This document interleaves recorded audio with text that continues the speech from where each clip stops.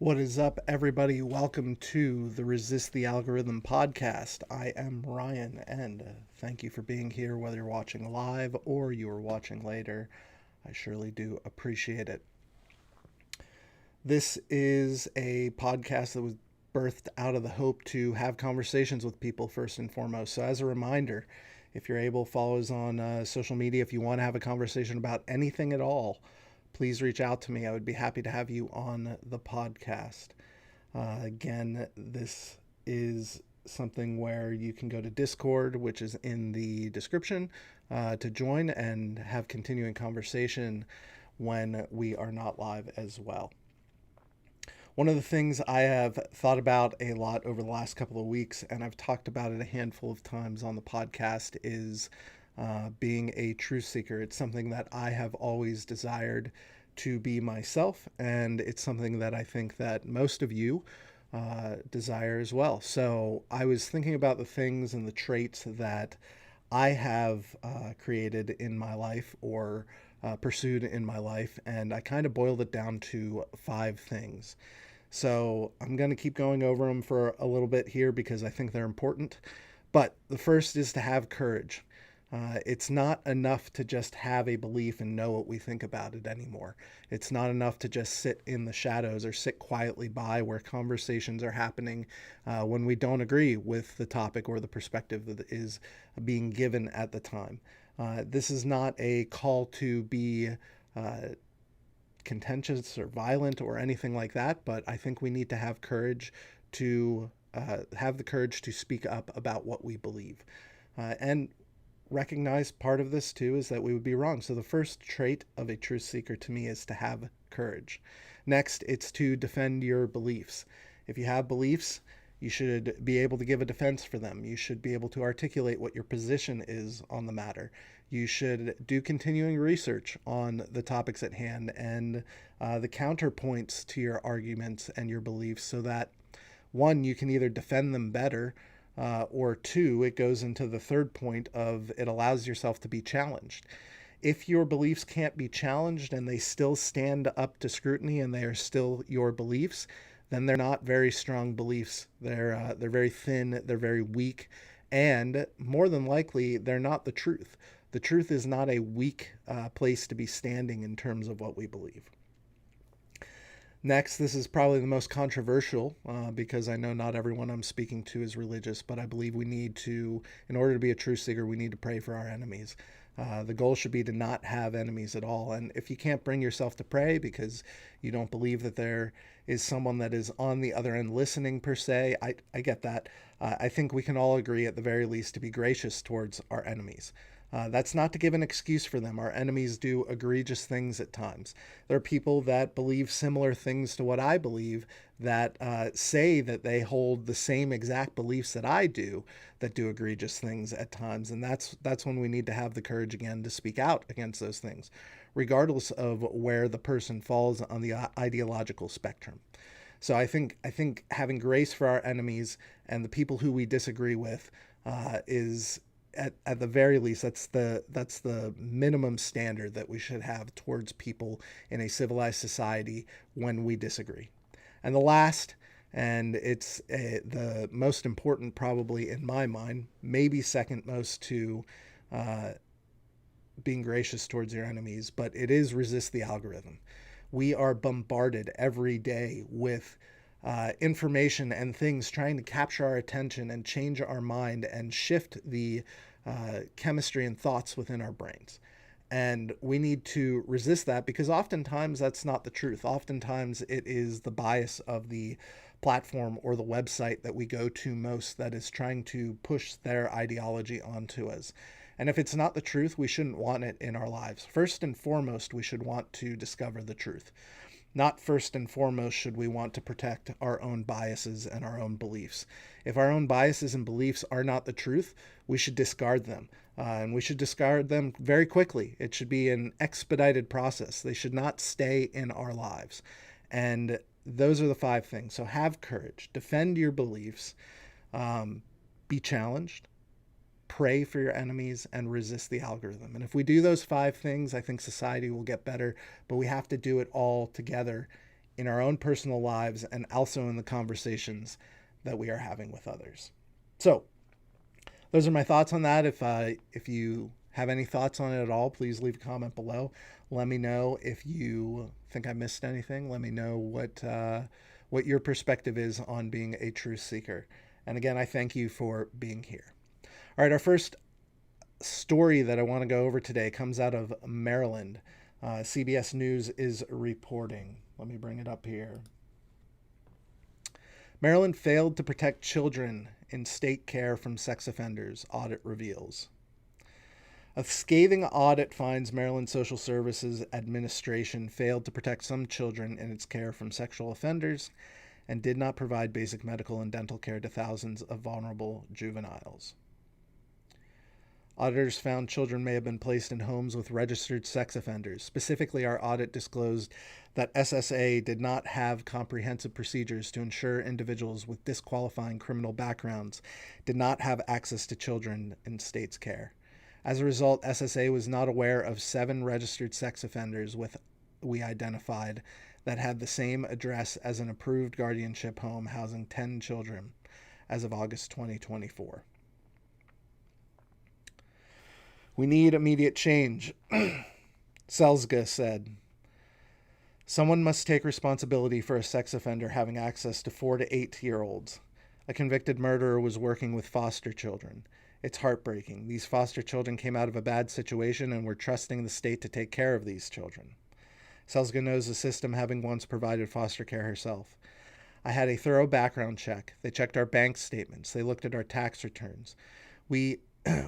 Were we doing this for money? Did we have a criminal background? I just can't imagine how the system has fallen this far, Selzga said. The audit also found more than $34 million in overpayments not recouped. Yeah, so this is really sad. The state is essentially their guardian, providing basic protections, safeguards, healthcare, etc., and we're failing them. And that's really heartbreaking to see that these are children who are in need, and we are not a state able to set up to provide the proper care and protection, said Senator Clarence Lamb, a Democrat who represents Howard and Anne Ardell counties. Anne Ardell counties. Someone from Maryland can tell me how poorly I butchered that. We tried to hold them accountable, and unfortunately, from the latest audit we have seen, these problems are seemingly pretty deep-rooted and deep-seated, continue to this very day, Senator Lamb said. Things are pretty basic, like criminal background checks are not occurring on a regular basis. Areas where children need medical exams or dental exams, those aren't taking place either. Those are things we found back in 2002 that are still a problem today. This is the state's response. In a letter attached to the audit, Secretary Lopez wrote the following: "The safety and well-being of Maryland's children are our highest priority. As such, we take the finding of this audit with the utmost seriousness. In the 1.5 years of the 4-year audit period during which I served as secretary, our leadership team has moved with urgency and challenged the status quo, not only with the Social Services Administration, but across the entire department. We are enhancing our internal quality control, raising standards, and improving our information system of record to better monitor performance. We will continue to move urgently in partnership with all 24 of our local departments of social services, state and federal partners to implement proactive solutions to resolve decades-old issues identified in the audit. We are fully committed to ensuring the highest standards of care and oversight in the administration of child welfare programs. Marylanders deserve nothing less than world-class service." All right, so this super sad, tragic. We should not be in a situation in a society like ours where mistakes are made to the point where children who are coming out of situations where their parents are no longer a viable option for them, at least at the moment, are being placed in homes where sex offenders also use as their primary residence. Who's to say if they're there all the time? But the point is, child predators should not be in the vicinity of children at the very least. I would take a harsher stance on that. I think that if you are a pedophile or a child rapist, that the consequences that you face for acting on those urges should be extremely strict. I believe that the death penalty should be on the table for child predators and sexual uh, predator, well, child predators, pedophiles, uh, child rapists. In my opinion, I think the most just punishment for people who are acting in this manner would be death. At the very least, I believe that castration, either chemically or otherwise, should be on the table for people who act in this manner. It should be unacceptable in our society for these things to happen. We should take a zero tolerance approach to these heinous acts done against children. And I think the fact that pedophiles and child rapists get 10 or 12 years in prison and then are released back into the general population is a great oversight of our society. It's one thing to have urges. I want to be clear. I want to draw a clear distinction here. It's one thing to have urges towards that thing. It's a completely different thing to act it out. What I am saying is the criminal punishment for that should be death or chemical castration at the very least. Not 10 years in prison and then you're released back. I think the punishment should be very high so that the deterrence is very high in that situation.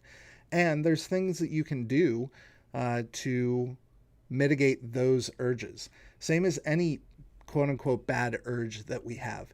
We are able to control things. We are able to get medications nowadays for things like that. I'm not a huge fan of the pill prescribing culture that we're in right now. But that being said, there's an upper limit where, it does make sense to use those things. Therapy helps with stuff like that. There are support groups for things like this. So there are lots of things that you can interact in to not be in a situation like that. That being said, Maryland needs to do better. I hope that Secretary Lopez will continue to do things to make the process stricter. Obviously, we need foster parents, but we need good foster parents. We need healthy, safe environments for these children to oftentimes recover from other horrific situations that they were in. At the very least, there needs to be a safe placement for them so that they can hopefully be reunited with their parents in the future, or at the very least, they can grow up and learn how to be good members of society and go on to be thriving members of their communities in the future. Okay, next story. Trump was to meet with Democrats. Democrats leave the meeting without a deal to avoid government shutdown. This is a synopsis from Ground News. Left-leaning outlets frame the government shutdown impasse as a consequence of Republican cuts to Medicaid and healthcare funding, employing emotionally charged terms like mafia-style blackmail to depict the GOP threats as coercive and harmful to vulnerable communities. They emphasize the deadly serious health care crisis sparked by potential ACA subsidy expirations and highlight Democrats' efforts to protect everyday Americans from service disruptions. In stark contrast, right-leaning sources characterize Democrats' health care demands as hostage-taking and a political obstruction, blaming them explicitly for the shutdown and casting their agenda as extremely left-wing gamesmanship, with rhetoric such as Democrat-led shutdown underscoring partisan fault. Pivotal dividing lines include the contested framing of healthcare provisions, seen as urgent provisions on the left, but leverage for unrelated spending on the right, and the interpretation of federal worker layoff preparations, viewed either as intimidation or necessary caution. While center-leaning coverage remains factual and neutral, both sides' coverage on the basic facts of looming shutdown, unsuccessful White House talks, and bipartisan blame, reflecting the broader ideological divide over the role of government funding versus social program priorities. All right, so I don't think this is a winning hand for Democrats. And why do I say Democrats? Well, the Republicans have put a bill through the Congress to the Senate that essentially just keeps all spending levels at the same level. So it's a stopgap bill. There's no changes to the spending levels. There's no additions. There's no subtractions. It's just identical to what we have right now. It extends the government for 7 weeks so that they can then do legislation. And what Democrats are trying to do is, shove the legislation into this continued funding bill. Uh, I don't think the American people want a shutdown. There's not a whole lot of interest for that right now. And frankly, because there is a bill that's on the table that the president has said that they will sign, I do believe that this will backfire on the Democrats if they do not find the votes that they need to push it through the Senate. I believe there's 8 Democrats that need to join with Republicans. This isn't unprecedented either. Throughout Biden's term, there was at least a handful of times where Republicans did the same thing for Democrats. Shutdowns are rarely good for anyone. Now, the Republicans are essentially calling the Democrats bluff as well, and they're saying, go ahead, shut the government down. We will take the opportunity to de-bloat the federal workforce because under the Biden administration, under the guise of COVID, they did inflate the administrative state somewhere on the order of 15 to 30%. I forget exactly where it falls. It fell somewhere in that range, though. So there's 15 to 30% more government employees now than there were, say, at the start of 2020 or so. And they're just not necessary. The reason for the expansion, the reason given for the expansion was because of extra aid and governmental processes and policies that were being implemented because of COVID. Well, COVID's over. No one's talking about COVID. No one cares about COVID. There's 5 Americans still wearing masks because they are terrified of it. But that being said, I don't think this will go well for the Democrats. So I would encourage them to find 8 people to vote with the Republicans to push this spending bill. Well, it's not a spending bill. That's the wrong way to put it. This government funding extension through so that they can then get back to their jobs, which is legislating and having debates on that sort of thing as well. It's silly. It's childish and immature in my mind. If they were willing to work with the GOP in the first place, we probably wouldn't be at a shutdown anyway. So we'll see what happens here. But it's very interesting. Usually shutdowns harm the party in power. This is a rare situation where I don't believe that is the case. All right, this podcast is sponsored by Niched. So what is Niched? Niched is a new type of platform. It is a place where you can share things that you are doing throughout the day. And you might be sitting there thinking to yourself, hey, Ryan, I can do that. I've got all sorts of social media platforms that I can share what I'm thinking, share pictures of my life, share videos about what I'm doing any time of the day that I want. And you're right, you do. You have access to social media platforms, but Niched is not a social media platform. And the reason I say that is because social media platforms are controlled from the top down. They're controlled by the companies who created them. They are fashioned in a way where we become their products, and they are able to please their customers, which is their advertisers, by having billions and billions or millions and millions of eyeballs in front of advertisements on a daily basis for the advertisers who choose to advertise there. And I'm not saying that's a bad thing, the advertisement part, but I am saying that we don't have a say. Niched was built differently. There are no algorithms to control what comes across your feed. There are no gatekeepers to stop you from interacting with topics through groups or groups, subreddits, that type of thing, to eliminate you from the conversation. Everything is open. You can limit where your information goes, but everything's out in the open. If you want information about surfing because you're thinking about getting into it, there's not 18 surfing groups to go join to try and figure out that information. You just follow surfing, or you go look at the surfing posts and you see it there as long as they're public. You also have functionality and filters to be able to choose what comes across your feed. If you wanted a feed that has only cat videos because you gotta get your fix in by the end of the day, then you could create Niche to be that way for you. It could literally be a curated concierge type of experience that is 100% unique to you. Now, what does that do? That means that your experience on niched is going to be 100% different from my experience on niched. Does it mean that there won't be advertisements? No, it doesn't mean that. There will be advertisements on a free level, but I also want to provide a way for you to become the customer. So there is a ad-free option that will be implemented that we're coding and working on so that you will have access to niched without any ads. Currently, right now in the beta, there are no ads on niched. It's completely free of ads. So it is a paid beta at the moment, but I am going to be on a limited basis releasing free accounts here in the very near future. That is coming down the pipeline very soon. If any of that interests you, please check it out. Go to resistthealgorithm.com to learn more. That is resistthealgorithm.com, and you can learn a whole lot more about niched. Next, Trump is talking about sending troops into Chicago, and J.B. Pritzker has a perspective on that. So let's see what he is saying. J.B. Pritzker blasts plan for National Guard development or deployment to Chicago. Reporting is Politico. Governor J.B. Pritzker says that Trump administration is giving the go-ahead to send troops to Chicago to move he and Chicago Mayor Brendan Johnson called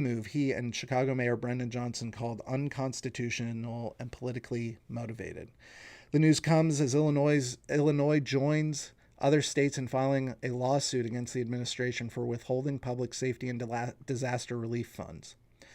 Pritzker said the Department of Homeland Security has notified Illinois that a memo was sent to the Department of Defense requesting that the deployment of 100 military troops to Illinois, claiming a need for the protection of ICE personnel and facilities, referring to U.S. Immigration and Customs Enforcement. It is a pretext for bringing troops into the city and normalizing the militarization of our cities, and we won't allow that, said Pritzker during a press conference from his state offices in downtown Chicago. U.S. Attorney General Pam Bondi issued a memo saying her office will go tough on law-breaking protesters targeting ICE in Illinois or Oregon. Enough is enough. The Department of Justice will stand strong when federal law enforcement officers are attacked or threatened for doing their sworn duty.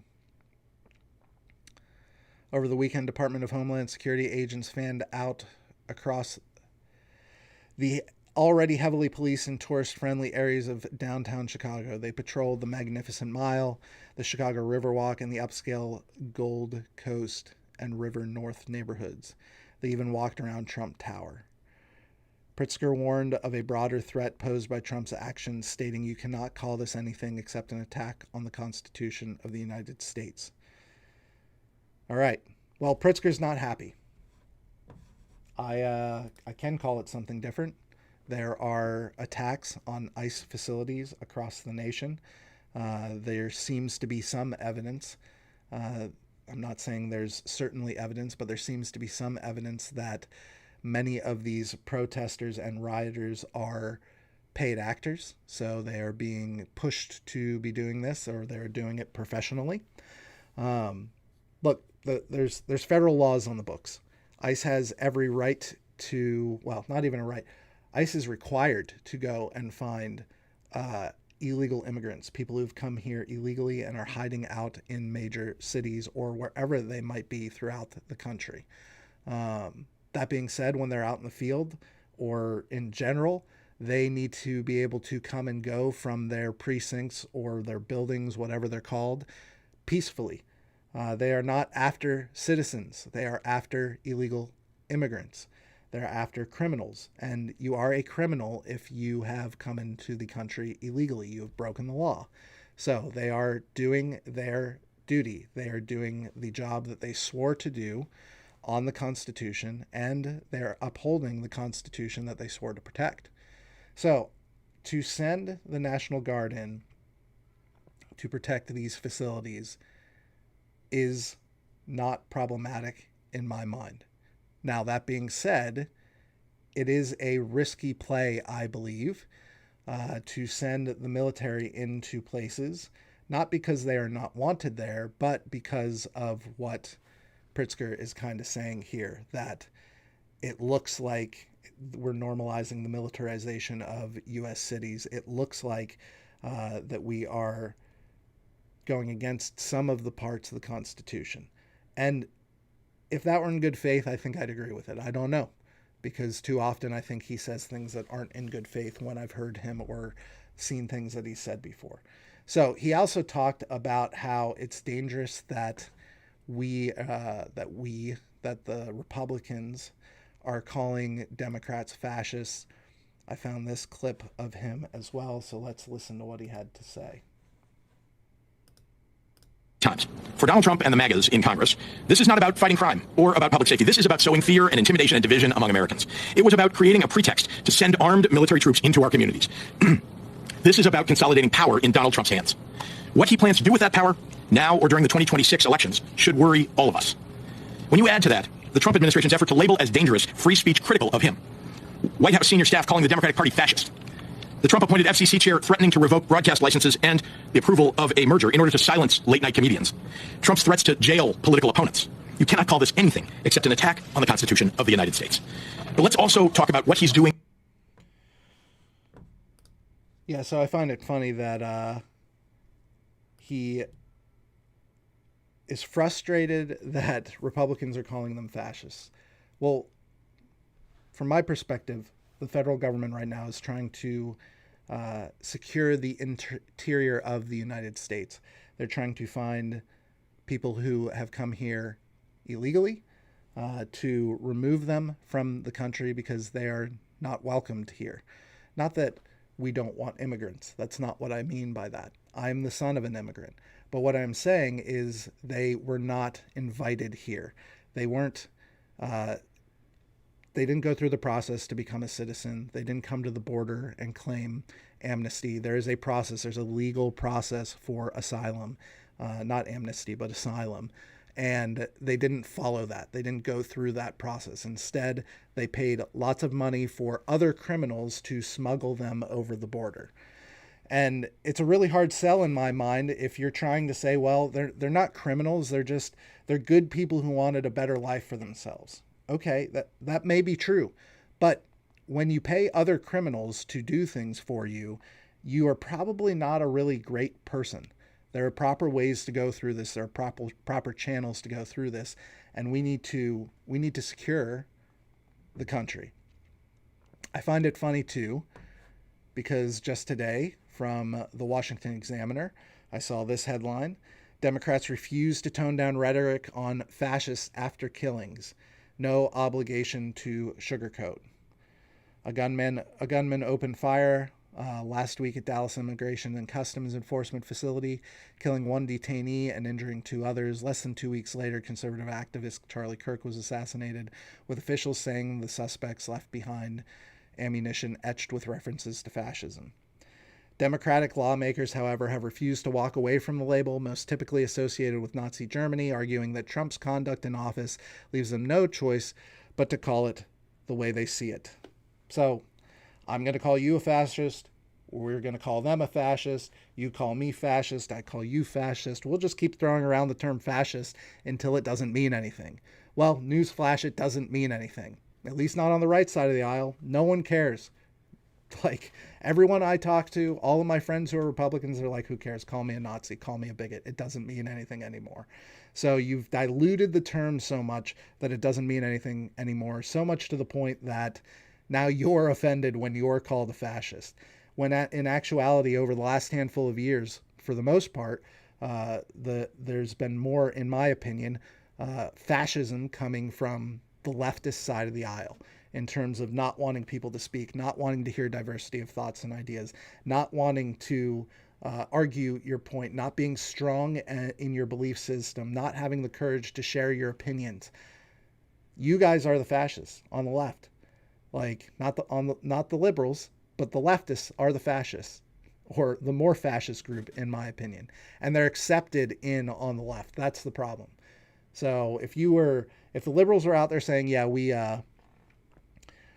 don't condone this fascist rhetoric, we don't condone the people in our parties who speak this way, then yeah, I would listen to you a little more. I would have a little more consideration for your opinion on the matter in that regard. So I'm sorry. I don't feel any form of sympathy for you in your plight of being frustrated about being called a fascist. So back to ground news here, real quick. Secretary of War Pete Hegseth called a meeting of all the top brass, and he declared an end to political correct leadership in the U.S. military in speech to them.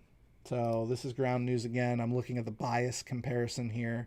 Left-leaning coverage frames Hegseth's speech as a blistering address, launching a purge of diversity and inclusion efforts, emphasizing concerns over politicizing military leadership and regressive impacts on cohesion, while highlighting an ongoing Inspector General investigation as a marker of accountability. In contrast, right-leaning outlets celebrate his scorched earth rejection of woke garbage and toxic ideological garbage, portraying his push for the highest male standards and the rebranding to the Department of War as urgent restorations of combat readiness and warrior ethos. Emotional language like slams and done with that shit conveys vivid passion on the right, whereas the left adopts more cautionary, critical tones focused on inclusivity and professionalism. Pivotal divides arise over DEI initiatives and politicization of the military, topics de-emphasized on the right but central on the left, revealing deep ideological and cultural rifts. Both sides agree on the unusual large-scale nature of the Quantico meeting and Trump's firm backing, anchoring their narratives around broader debates on military purpose and national identity. Okay, so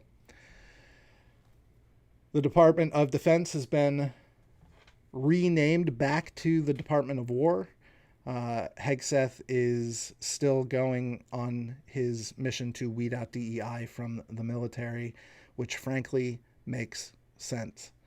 We should want the best and brightest people in frontline roles and being elevated in leadership in the military. We should not be caring about the color of your skin or the diversity of your sexuality or anything along those lines. We should want the best people in the most critical roles. This is the military. This is our first line of defense against our enemies throughout the world. Why on earth would we neuter it? It does not make sense. It's never made sense. If you want to do that in your own business, by all means, do it in your own business. There should not be a government top-down approach to this. This is the only place where the military exists. This is the only defense that we've got.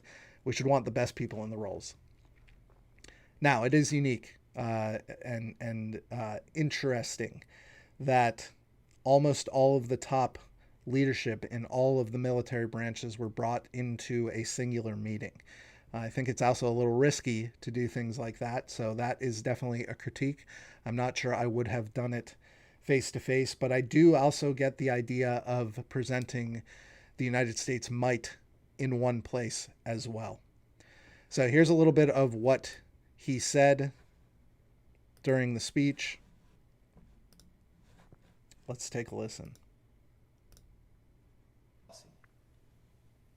But I look out at this group and I see great Americans. Leaders who have given decades to our great republic at great sacrifice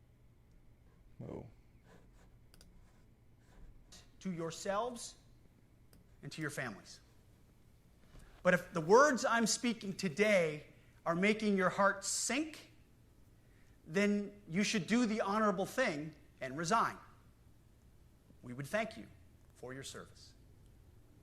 But I suspect, I know, the overwhelming majority of you feel the opposite.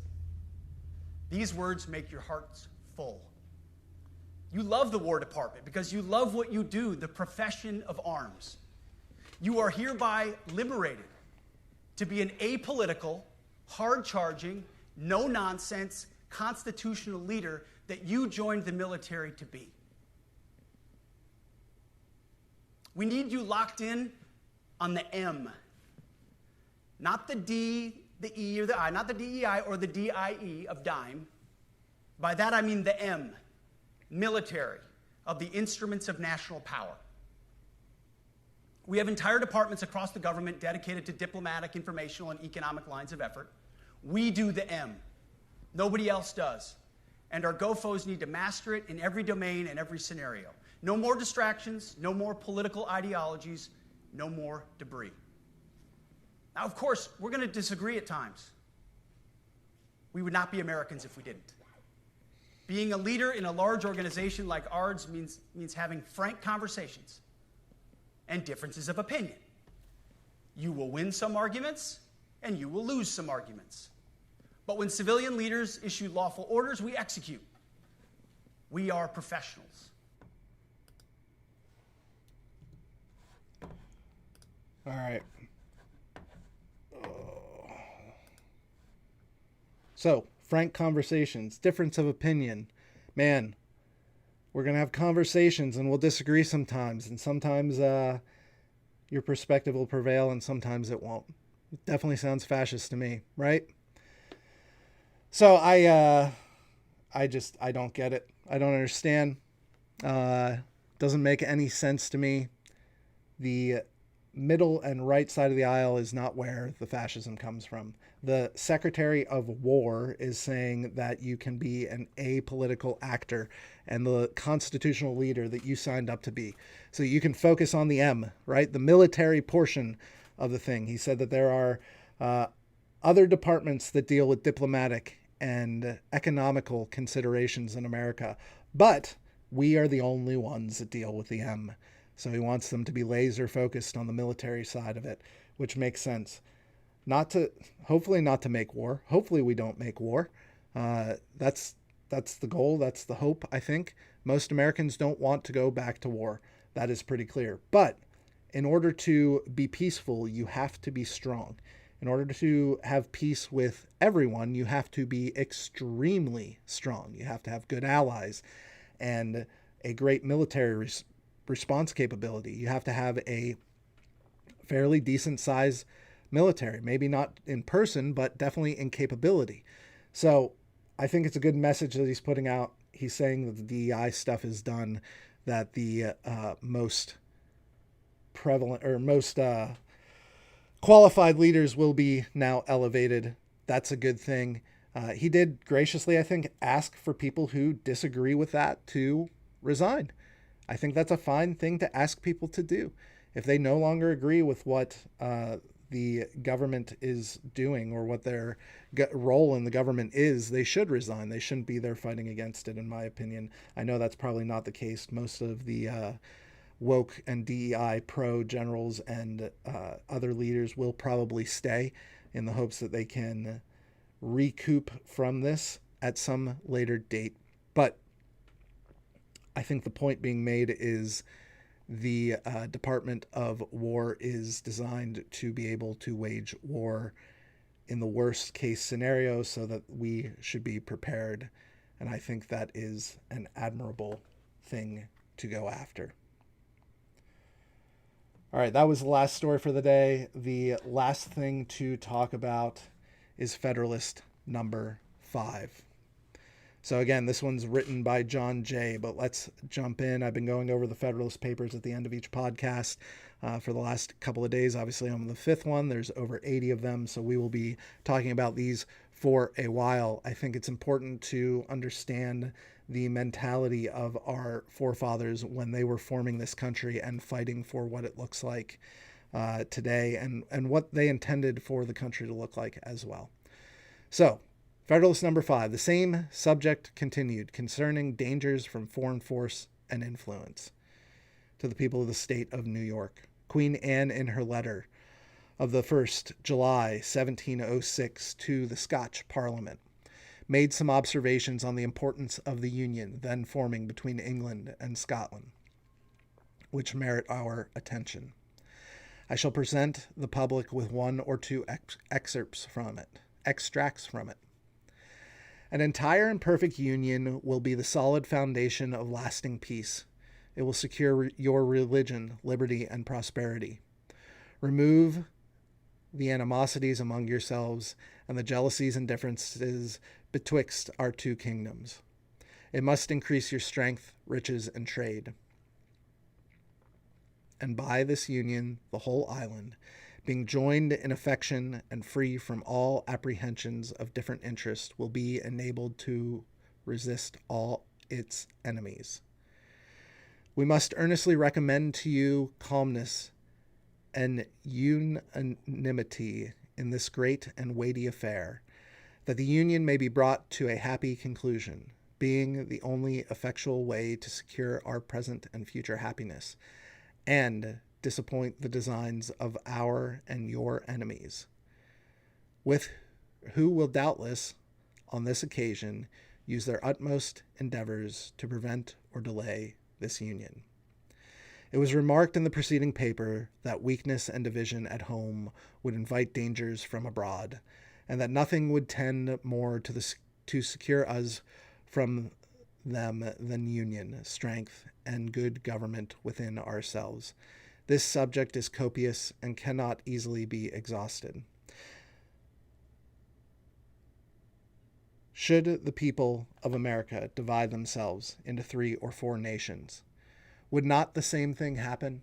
Would not similar jealousies arise and be in like manner cherished, instead of their being joined in affection and free from all apprehension of different interests, envy and jealousy, would soon extinguish confidence and affection, and the partial interests of each confederacy, instead of the general interest of all America, would be the only objects of their policy and pursuits.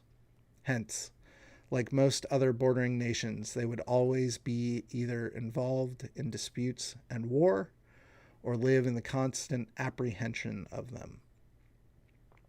The most sanguine advocates for 3 or 4 confederacies cannot reasonably suppose that they would long remain exactly on an equal footing in point of strength, even if it was possible to form them so at first. But admitting that to be predictable, yet what human contrivance can secure the continuance of such equality? So he's asking, should 3 or 4 nations be there? Would we not run into the same problem that the Queen was saying would be a problem if the Scots and England did not join in the early 1700s? Independent of those local circumstances which tend to beget and increase power in one part and to impede its progress in another, we must advert to the effects of that superior policy and good management which would probably distinguish the government of one above the rest, and by which their relative equality in strength and consideration would be destroyed. For it cannot be presumed that the same degree of sound policy, prudence, and foresight would uniformly be observed in each of these confederacies for a long succession of years. So he's saying that the similarities would very quickly become distant between one another, right? And would stop progress, and good policy would not continue to be there. Whenever and from whatever causes it might happen, and happen it would, that any one of these nations or confederacies should rise on the scale of political importance much above the degree of her neighbors, that moment would those neighbors behold her with envy and with fear.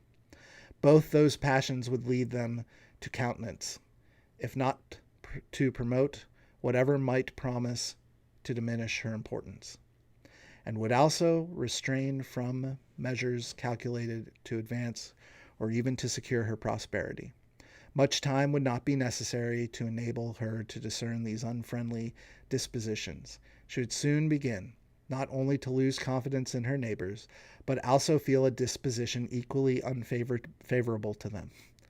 Distrust naturally creates distrust, and by nothing is good will and kind conduct more speedily changed than by invidious jealousies and uncandid imputations, whether expressed or implied. So what he's saying is if we split into 3 or 4 different confederacies, one inevitably will rise above the others at some point in time. And then her neighbors will distrust her. And then because of that distrust, she will distrust them. And war is the logical conclusion. So they have a point in time, we're at a point in time where John Jay is saying we have so many similarities and we have so much overlap and we have so much trust for one another because of what we've gone through.